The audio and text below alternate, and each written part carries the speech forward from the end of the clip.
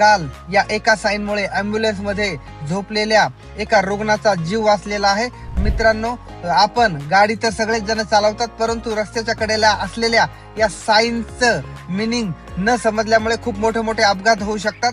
तर लक्षात घ्या, जर रस्त्याच्या कडेला असं साईन असेल तर असं समजावं की पुढे डोंगर दऱ्याचा रोड आहे आणि कधीही दरड किंवा मोठे दगड कोसळू शकतात, त्यामुळे इथे गाडी थांबवू नका।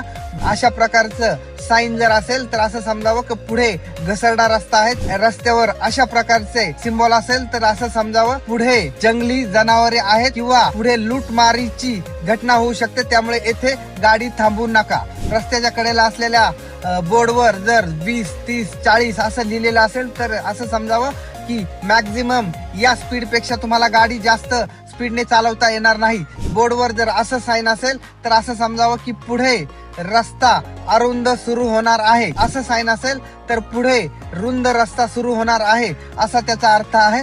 त्याचबरोबर जर गाडी असं वाकडे तिकडे साईन केलेला साईन असेल तर असं समजावं की पुढे निसरडा रस्ता आहे, गाडी कंट्रोल मध्ये चालवा।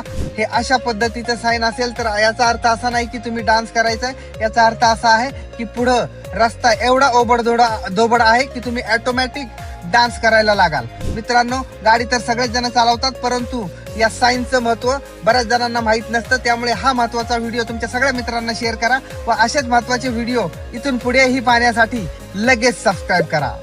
धन्यवाद।